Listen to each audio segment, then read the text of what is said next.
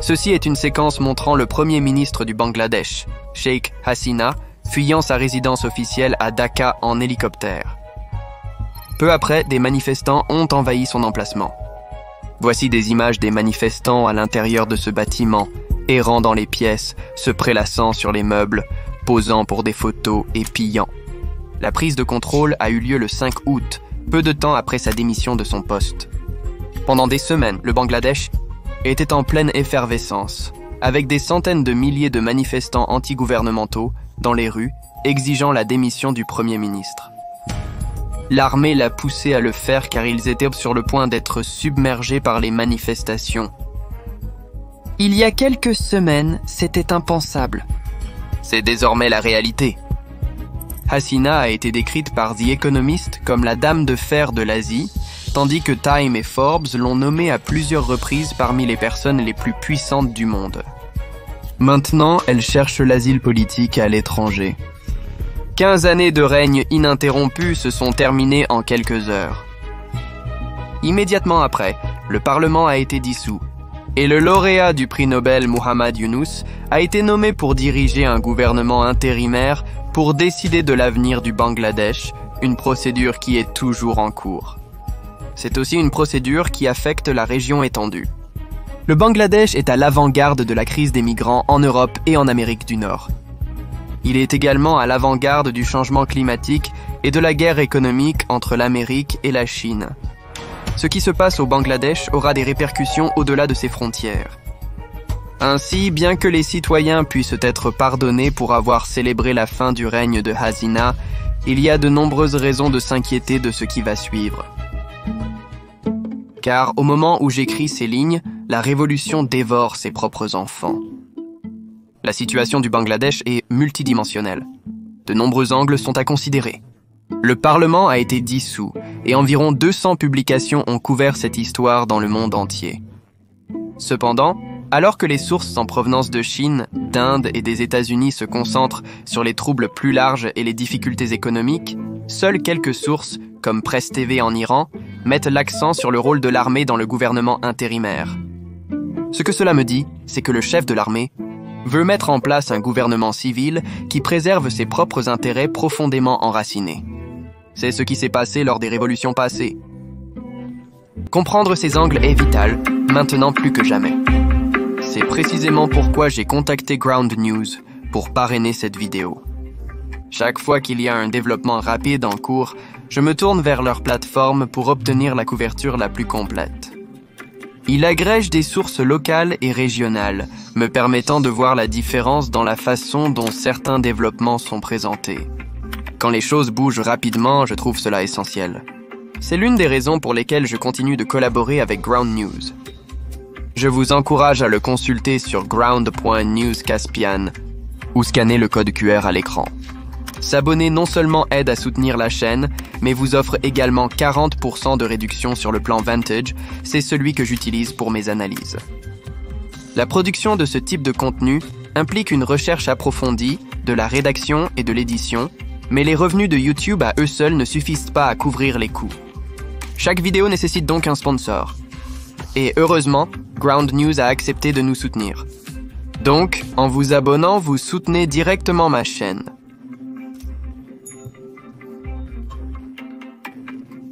Issue d'une famille immensément influente, Sheikh Hasina est la fille du charismatique Sheikh Mujibur Rahman, le fondateur du Bangladesh. Jusqu'à sa démission abrupte, Hasina était la femme chef d'État ayant servi le plus longtemps dans le monde. Prenant d'abord ses fonctions en 1996, puis à nouveau à partir de 2009, Hasina a progressivement supprimé les principaux garde-fous démocratiques et restreint l'indépendance du pouvoir judiciaire. En collaboration avec les membres de son parti de la Ligue Awami, elle a sévèrement réprimé la société civile et la presse, tout en créant un nouveau réseau de patronage qui a renforcé son autorité exécutive.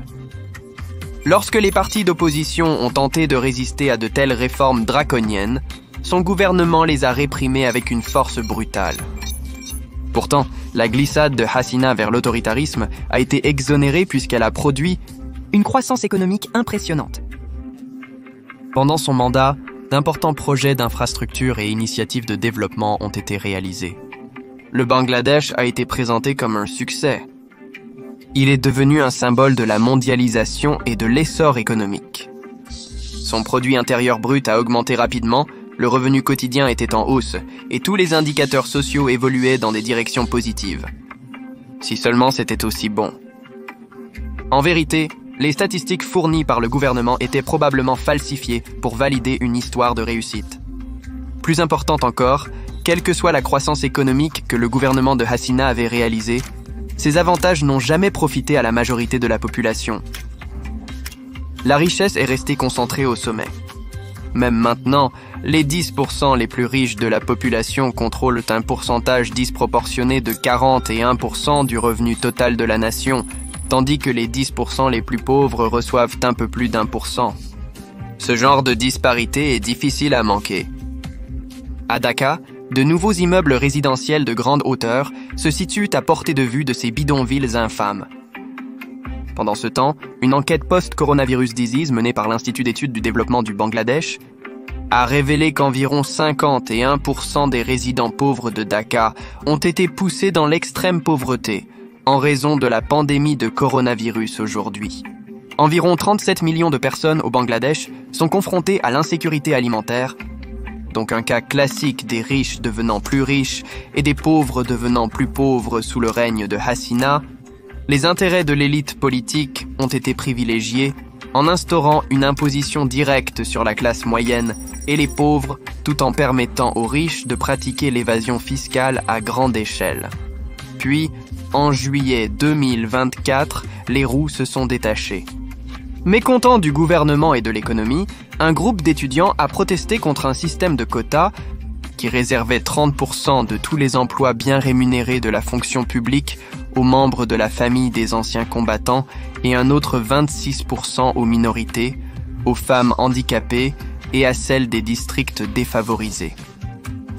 Seulement 44% des emplois gouvernementaux au Bangladesh étaient basés sur le mérite. Mais c'est vraiment les 30% qui ont irrité les manifestants, puisque presque tous les anciens combattants étaient politiquement proches du parti au pouvoir. Monter l'échelle sociale était presque impossible pour la jeunesse bangladaise. Alors les étudiants sont descendus dans la rue et Hasina a fait comme elle avait l'habitude de faire. Elle a réprimé les manifestations sans pitié. Cependant, cela n'a fait que revigorer les étudiants et a attiré encore plus de monde dans les rues. Le chômage des jeunes au Bangladesh se situe autour de 12%. Depuis 2017. Cela représente environ 18 millions d'individus, sont sans emploi dans un pays avec une population de 170 millions. Cependant, selon les estimations de tiers, en 2024, le nombre réel de jeunes sans emploi était beaucoup plus élevé. Une estimation dit que 40% des Bangladais âgés de 15 à 24 ans ne travaillaient pas, n'étudiaient pas, ni ne se formaient. La plupart des étudiants avaient l'impression que le système politique était contre eux, et c'était le cas. Pour apaiser les protestations, le gouvernement a réformé les quotas de la fonction publique, réduisant la part des anciens combattants de 30 à 5%. Mais il était trop tard. Le tollé sur le système de quotas était le début de quelque chose de plus grand.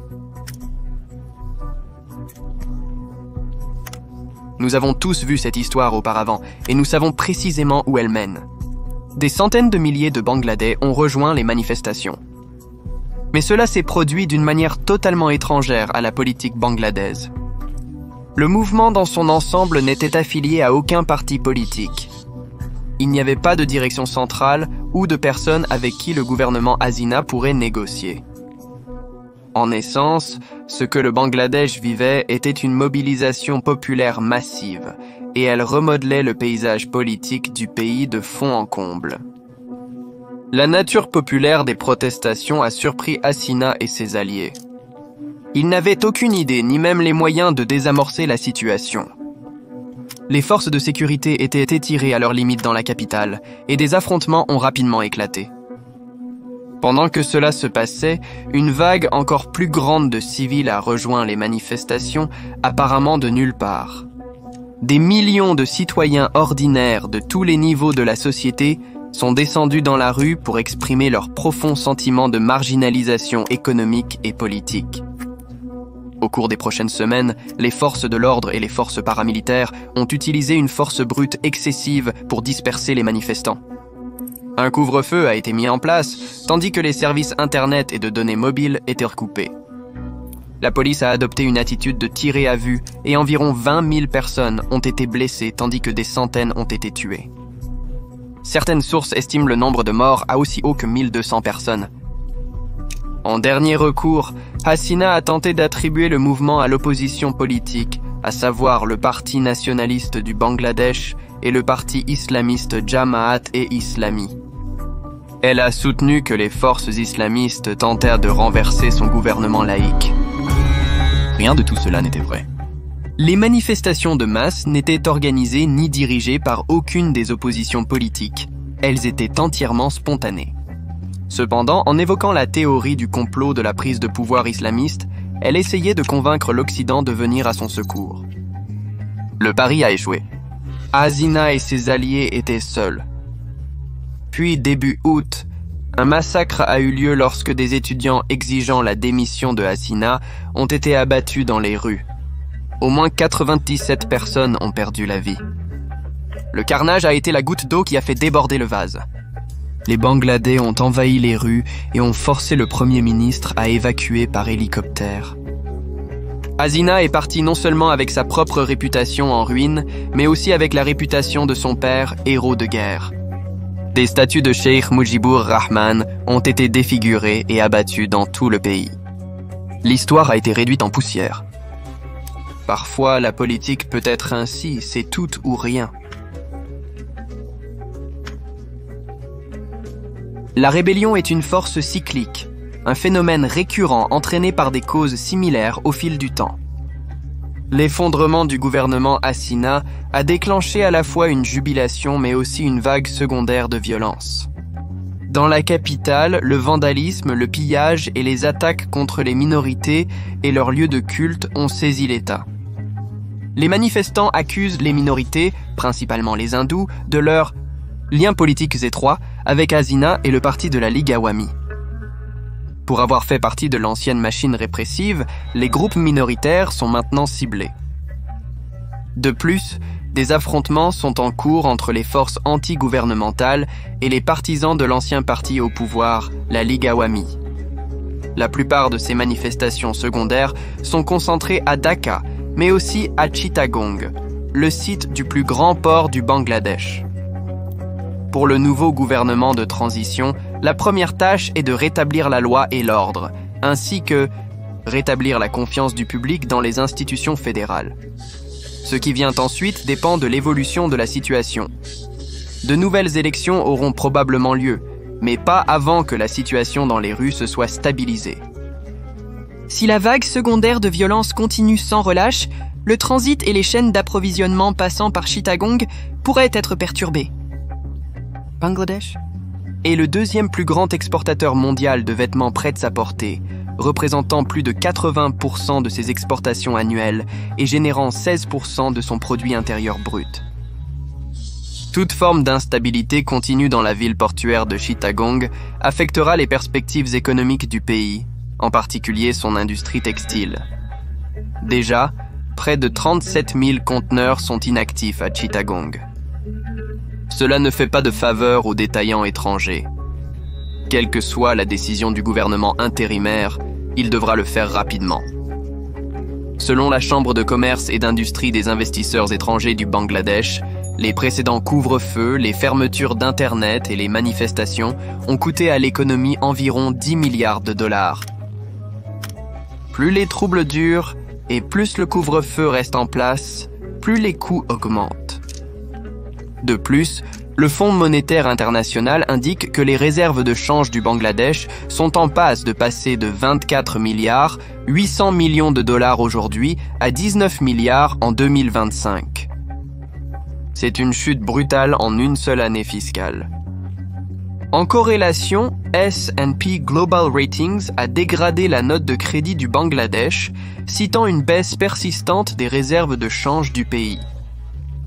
Alors que les réserves étrangères diminuent, la pression sur la monnaie locale augmentera, ce qui, à son tour, entraînerait sa dévaluation. D'un point de vue macroéconomique, cela signifie que le Bangladesh se dirige vers une hausse des taux d'inflation et des coûts d'importation. Pour une économie axée sur l'exportation qui importe des matières premières et exporte des biens finis, la dévaluation de la monnaie est la pire des sanctions. Le nouveau gouvernement bangladais pourrait conclure un accord avec le Fonds monétaire international, mais cela viendrait probablement avec des conditions attachées. Traiter avec le Fonds monétaire international tente à déclencher des troubles sociaux car ces propositions incluent souvent des programmes économiques sévèrement douloureux. Un tel programme arriverait également à un moment où les gens sont déjà frustrés par l'économie. Donc, l'ensemble de l'accord pourrait se retourner contre lui et renouveler les protestations. C'est pourquoi aucun gouvernement à Dacca, passé ou futur, ne souhaite vraiment impliquer le Fonds monétaire international le Bangladesh dans son ensemble, est également une source majeure de migrants internationaux. Poussés par des facteurs économiques, sociaux et politiques, des millions de ses citoyens ont quitté le pays à la recherche de meilleures opportunités à l'étranger. La plupart finissent dans les États du Golfe, en Asie du Sud-Est, et même jusqu'en Europe et en Amérique du Nord. Si le Bangladesh ne peut échapper à ses problèmes politiques et économiques, des millions d'autres pourraient quitter le pays. Cependant, cela pourrait submerger les établissements politiques dans les pays hôtes. Pensez à la situation aux États-Unis et en Europe. Ainsi, ce qui se passe au Bangladesh pourrait involontairement contribuer à et aggraver les troubles politiques ailleurs. Pour l'instant, migration et économie passent au second plan face à la politique. L'armée dirige maintenant le spectacle, comme elle l'a fait lors des révolutions précédentes.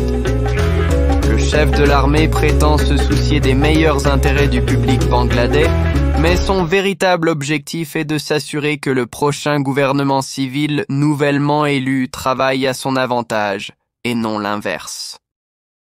Idéalement, la faction militaire du Bangladesh aimerait maintenir le statu quo et ne mettre en œuvre aucune sorte de réforme majeure. Cependant, en l'absence d'une telle réforme, le pays finirait probablement par connaître une nouvelle révolution dans quelques années. Les gens sans espoir sont faciles à contrôler, mais ceux qui ont des rêves sont impossibles à contenir. J'ai été votre hôte Shirvan de Caspian Report. Merci pour votre temps et sawal.